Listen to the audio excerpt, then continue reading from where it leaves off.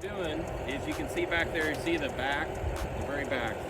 I'm pushing a lot of this dirt, I'm making a berm along that edge and all the way down through here. I'll go first. We're excited about this sandbox because it gives us a place to come out and play. We can get our equipment out and we can learn different skills so that as soon as these boys graduate, they can go out and work. What I'm most excited about to learn is how to operate heavy equipment efficiently and properly and safely. What I'm most excited to learn is how to maneuver my vehicle smoothly and be able to work efficiently. I am excited to operate